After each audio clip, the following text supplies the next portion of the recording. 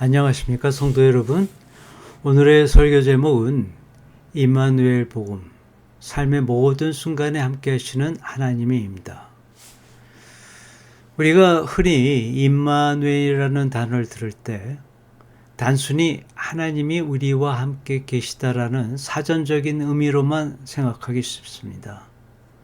하지만 성경 전체를 관통하는 가장 핵심적인 주제가 바로 이 임마누엘이라는 사실을 아십니까? 하나님께서 천지 만물 창조하시고 에덴 동산을 만드신 궁극적 목적은 하나님과 이브가 그들끼리 잘 살게 하는 것이 아니라 그들과 함께 하시며 하나님 나라를 세우는 것이었습니다. 이처럼 하나님은 창세기부터 요한계시록까지 항상 자기 백성과 함께 하시겠다라는 그 약속으로 가득 채워져 있습니다. 오늘은 이 임마누엘의 복음이 성경 역사 속에서 어떻게 드러났고 궁극적으로 지금 우리 삶에서 어떤 의미를 가지는지 함께 깊이 나누고자 합니다. 하나님이 우리와 함께 하신다는 이 놀라운 진리가 여러분의 신앙생활에 새로운 힘과 활력을 불어넣어 줄 것입니다. 첫 번째는 하나님께서 자기 백성과 함께 하신다는 약속입니다. 하나님은 성경에서 자신을 임마누엘 하나님이라고 부르십니다. 이는 곧 자기 백성들과 함께 하시는 하나님이라는 뜻입니다. 창세기부터 요한계시록까지 성경 전체는 하나님이 자기 백성과 함께 하신다는 약속으로 가득합니다. 이 약속은 과거의 특정 인물에게만 주어진 것이 아닙니다.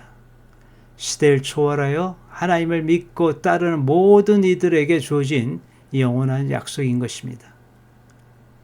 하나님은 에덴 동산에서 아담과 이브와 함께 거니시며 그들과 대면하셨습니다. 이것은 하나님이 에덴 동산에 늘 임재하셨다는 것을 보여줍니다. 이후로는 하나님은 약속의 자손들과 함께 하셨습니다. 최초의 인류 역사 시대에는 여인의 후손과 함께 하셨고 노아와 족장 시대에는 아브라함, 이삭, 야곱, 요셉과 함께 하셨습니다. 이스라엘 백성이 애굽에서 종살이 할 때도 광야에서 출애굽할 때도 하나님 그들과 함께 하셨습니다. 이스라엘이 이끈 지도자인 모세와 여호수아와도 함께 하셨습니다. 심지어 이스라엘 백성이 우상 숭배로 심판받아 바벨론 포로가 되었을 조차도 하나님 그들을 완전히 떠나지 않으셨습니다. 에스겔서에서는 하나님의 영광이 성전에서 나와 이스라엘 포로들 가운데로 가는 모습이 기록되어 있습니다. 이처럼 하나님은 어떤 상황에서도 자기 백성을 버리거나 떠나지 않고 항상 함께 하시는 신실한 분이셨습니다. 두 번째는 성막과 성육신 사건으로 본 임마누엘입니다. 하나님께서 자기 백성과 함께 하신다는 약속은 구약의 성막 임재 사건과 신약의 성육신 사건을 통해 구체적으로 나타납니다. 출애굽기 19장에서 하나님은 이스라엘 백성들과 언약을 맺으신 후에 나는 너희의 하나님이고 너희는 나의 백성이다. 그러므로 내가 너희 가운데 거하겠다라고 말씀하시며 당신이 거하실 초소인 성막을 만들라고 명령하셨습니다. 성막이 완성되자 여호와의 불이 임하여 하나님이 그들 가운데 오셨습니다. 이 성막은 하나님이 거하시는 초소였습니다. 성막 임재 사건은 장차 예수님께서 육신의 몸을 입고 자기 백성과 함께 하시기 위해 오실 것을 미리 보여주는 모형적인 사건이었습니다. 신약 성경인 요한복음 1장 14절은 말씀이 육신이 되어 우리 가운데 거하심에 라고 기록되는데 여기서 거하심에 이걸 헬라어로는 에스케노센이라고 그러죠. 이것은 장막을 치다 라는 헬라어의 스케노라는 동사에서 유래되었습니다. 이는 예수님의 육신이 곧 구약의 성막이며 구약 성막에 임재하신 사건이 신약에서는 성육신 사건으로 성취되었음을 의미합니다. 이처럼 예수님은 구약시대에는 성막을 초소 삼아 이스라엘 가운데 임하셨고 신약시대에는 사람의 육신을 입고 제자들 가운데 함께 하셨습니다. 이 모든 역사는 하나님께서 자기 백성과 함께 하시는 임마누엘의 복음을 보여주는 명확한 근거입니다. 세 번째는 십자가와 부활, 우리 안에 임재하신 예수님입니다. 예수님의 임마누엘 역사는 십자가와 부활 사건을 통해 놀라운 방식으로 완성됩니다. 예수님께서 죽으시고 부활하시기 전까지는 제자들 밖에 계셨습니다. 그러나 부활하신 후에는 성령을 통해 믿는 자들 안으로 들어오셨습니다. 이로 인해 우리는 성령님이 거하시는 성령의 전이 되었습니다. 이는 예레미야 31장 32절에서 33절과 에스겔서 36장 25절에서 28절에서 예언된 새로운 언약이 성취된 것입니다. 새 언약은 이제부터는 하나님이 직접 일하시겠다라는 위대한 선언이시며 이제는 우리의 죄를 기억조차 하지 않으시고 옛 언약과 달리 밖에 기록된 율법을 이제는 우리 마음판에 새겨 기록하고 당신의 영으로 우리 안에 거하시어 우리를 다스리겠다라는 약속이셨습니다. 그런데 예수님께서 부활하신 후 예수님의 영으로 우리 마음 안에 들어오심으로써 이 새 언약이 이루어진 것입니다. 부활하신 예수님은 더 이상 시간과 공간의 제한을 받지 않으시는 영이십니다. 하늘에 오르셨지만 동시에 이 세상에 믿는 자들의 그 마음속에도 계십니다. 사도 바울은 갈라디아에서 나는 그리스도와 함께 십자가에 못 박혔습니다. 이제 살고 있는 것은 내가 아닙니다. 그리스도께서 내 안에 살고 계십니다. 라고 고백합니다. 이는 예수님의 성육신 사건이 이제 우리 성도들 안에서 다시 한번 일어난 것임을 의미하고 있습니다. 예수님을 영접할 때 우리는 십자가와 부활이라는 새 창조 사역을 내적으로 회개와 믿음을 통해 경험하여 옛사람이 죽고 거듭난 새로운 피조물이 되며 바로 그 순간 성령님과 함께 주님이 우리 안에 임재하시는 것입니다. 우리는 이것을 세례라는 의식을 통해 외적으로 표현합니다. 그리고 성경의 마지막 책인 요한계시록은 하나님께서 우리와 영원히 함께 하신다라는 놀라운 약속으로 끝을 맺습니다. 요한계시록 21장 3절에서 4절 말씀입니다. 내가 들으니 보좌에서 큰 음성이 나서 이르되 보라 하나님의 장막이 사람들과 함께 있음에 하나님이 그들과 함께 계시리니 그들은 하나님의 백성이 되고 하나님은 친히 그들과 함께 계셔서 모든 눈물을 눈에서 닦아주시니 다시는 사망이 없고 애통하는 것이나 곡하는 것이나 아픈 것이 다시 있지 아니하리니 처음 것들이 다 지나갔음이로라. 하나님의 장막이 어디 있습니까? 바로 새 예루살렘 성, 그 가운데 있습니다. 새 예루살렘 성은 구원받은 성도들, 그리스도의 신부들을 말하는 것입니다. 정리하면 구약 성막 가운데 임재하신 그 사건이 성육신 사건으로 성취되었고 재림 후에는 하나님의 장막 임재 사건으로 완성되는 것입니다. 네 번째는 임마누엘 신앙의 힘과 삶의 변화입니다.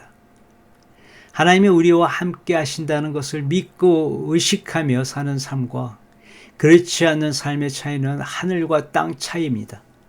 안타깝게도 오늘 많은 그리스도인들은 예수님이 내 안에 거한다는 것을 믿지 못하고 의식하지도 못한 채 살아가고 있습니다. 한마디로 영적 무감각 속에서 살아가고 있는 것입니다. 이로 인해 그리스도인다운 삶이 무력해지고 믿는 자와 믿지 않는 자의 구별이 사라지고 있습니다. 하나님의 영이 우리 안에 거한다라는 증거는 예수님은 세상에서 말하는 역사적 신화적 인물이 아니라 나의 죄를 사하시고 구원해 주시기 위해 이 땅에 오셔서 십자가에 죽으시고 부활하신 분이구나. 그분은 지금도 살아계셔서 나를 보고 계시고 나의 모든 형편을 다 아시고 나와 함께 계시는 분이시구나. 그리고 예수님이 나를 위해 재림하시면 구원이 완성되어 완성된 하나님 나라에 들어가겠구나. 그러니 내가 예수님을 붙잡아야 구원을 받고 영생을 얻게 되는구나 라는 사실을 절실히 깨닫고 예수님을 붙잡는 것이 믿음입니다. 이 믿음을 가진 자는 예수님의 영이 그 안에 계시다는 증거가 되는 것입니다. 그래서 주님의 임재를 느낄 때 첫째, 우리는 삶의 모든 어려움을 이겨낼 힘을 얻게 됩니다. 스데반 집사가 돌에 맞아 죽어가면서도 하늘의 영광을 보았고, 영화 침묵에 나오는 순교자들이 극한의 고통 속에서도 주님이 함께 하심을 깨닫고 순교할 힘을 얻었던 것처럼 말입니다. 둘째, 주님의 임재를 의식할 때 죄와 세상의 유혹을 이겨낼 수 있습니다. 많은 성도들이 은밀한 죄를 짓는 이유는 하나님이 자신과 함께 하신다는 사실을 모르고 혼자라고 생각하기 때문입니다. 하지만 우리 안에 계신 예수님을 의식하며 우리가 살면 하나님 앞에 선 자의 자세인 코람데오의 삶을 우리가 살게 되고 경건하고 거룩한 삶으로 변화될 수 있습니다. 세 번째는 임마누엘 신앙은 우리의 형식적인 신앙생활을 실제적인 신앙으로 바꿔줍니다. 하나님의 임재를 의식하지 못한 채 드리는 그 예배와 기도는 공허할 수 있지만 주님이 함께 하심을 믿을 때 예배는 진정한 영적 교제가 되고 기도는 벽에다 대고 하는 공허함이 아니라 하나님과 소통하는 실제적인 시간이 됩니다. 하나님과 교제하는 즐거움과 동행하는 삶을 회복하는 것, 이것이 바로 정상적인 신앙생활입니다. 성경은 여러분은 예수 그리스도께서 여러분 안에 계시다는 것을 알지 못합니까? 모른다면 여러분은 실격자입니다. 라고 고린도후서 13장 5절에서 경고하고 있습니다. 우리 안에 계신 예수님을 믿고 의식하는 삶이 얼마나 중요한지 강조하고 있는 구절인 것입니다. 오늘의 설교 말씀을 요약 정리하겠습니다. 오늘 우리는 임마누엘 복음, 즉 하나님이 우리와 함께 하신다는 놀라운 진리를 살펴보았습니다. 이 진리는 창조부터 시작해 구약의 성막과 신약의 성육식 사건을 거쳐서 십자가와 부활 이후 우리 성도들의 마음속에 예수님께서 임재하심으로 성취되었습니다. 이 진리를 믿고 의식하며 사는 삶은 어떤 환난과 죄도 이겨낼 힘을 주며 형식적인 신앙생활을 실제적인 삶으로 변화시켜 줍니다. 오늘의 설교를 마무리하면서 여러분들이 명심해서 기억해야 할 두 개의 성경 구절을 다시 강조해 드립니다. 하나가 고린도후서 13장 5절입니다. 너희는 믿음 안에 있는가? 너희 자신을 시험하고 너희 자신을 확증하라. 예수 그리스도께서 너희 안에 계신 줄 너희가 스스로 알지 못하느냐? 그렇지 않으면 너희는 버림받은 자니라. 또 하나는 빌립보서 2장 12절입니다. 그러므로 내 사랑하는 자들아, 너희가 나 있을 때뿐만 아니라 더욱 지금 나 없을 때에도 항상 복종하여 두렵고 떨림으로 너희 구원을 이루라. 여기서의 그 구원은 우리의 혼의 구원을 말합니다. 그리고 말하는 그 두려움은 형벌에 대한 공포가 아닙니다. 나 같은 죄인을 위해 하나님의 아들이 대신 죽으셨다는 그 사실에 대한 거룩한 경외심, 그 은혜 앞에 느끼는 겸손, 그리고 그 사랑에 대한 깊은 감사와 감격을 의미하는 것입니다. 지금까지 여러분들에게 전해드린 세 편의 설교가 여러분의 내면의 마음을 조망하는 귀한 시간이 되기를 바라고, 또 구원의 진리를 새롭게 깨닫는 귀한 시간이 되기를 간절히 바랍니다. 감사합니다.